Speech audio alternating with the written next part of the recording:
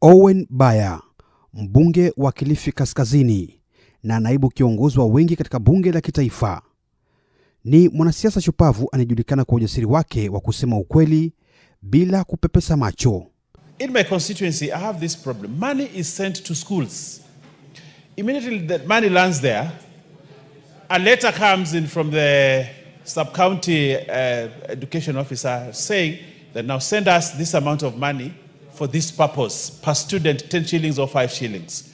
After some time, another letter comes from the county education office saying send us 10 shillings per student for every school for games.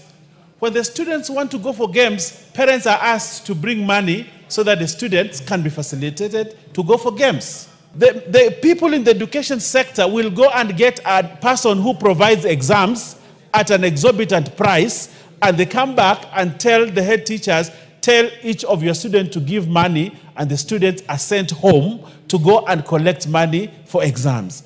Honorable Speaker, unless this parliament takes a decisive step and requests a special audit, a forensic audit in these schools and the education offices in the counties, we will never get an answer and our students will suffer. Si muoga wala hana majigambo. Lakini unapozuru eneo bunge la Ganze katika kijiji cha Kahingoni, wadi ya Sokoke, kuna sura nyingine kabisa tofauti ya Owen Baya ambayo wengi hawaifahamu. This is napier grass, the Chinese type. We're experimenting with it here in Ganze. Sura ya ujasiriamali katika kilimo. Owen ni mkulima. 4 acres now of napier grass. Napier grass. And this napier is the high quality one that provides good protein for the animals.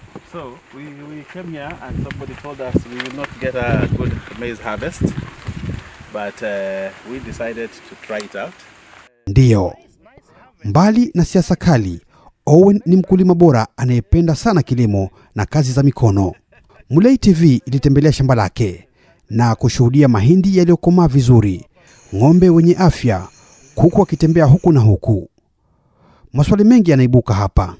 Je, Owen anapata wapi muda wa kufanya haya yote? Yeah.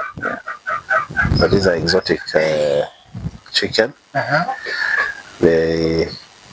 They're nice to see, but if you want to do business with these ones, they're good. They lay eggs? Yes, they lay eggs. Anajigawanyaje katika kuchangia kwenye siasa za kitaifa na kilimo cha kiwango hiki?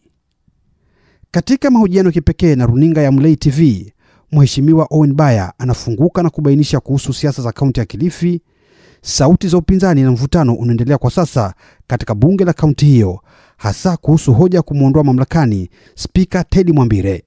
Kwake ana ujumbe huu mzito kwa Mheshimiwa Teddy Mwambire. What I see as Teddy is Mungaro picked him, gave him a job, and he forgot who gave him the job. And that's the sad thing. He was not given the job by the party. The party requested, Mungaro accepted. And that he should have paid allegiance to that. Kauli ya busara, njia maridhiano, ikiwa tu ataridhia na kuyazingatia haya. Hii ni sauti ya ndani ya kiongozi na mbunge wa Kilifi Kaskazini Owen Baya, mkulima, mwanasiasa na mtoto wa Kilifi Kaskazini. Hivi karibuni ndani ya Mulei TV. Jisajili, tazama na sambaza. Hii ni safari ya ukweli.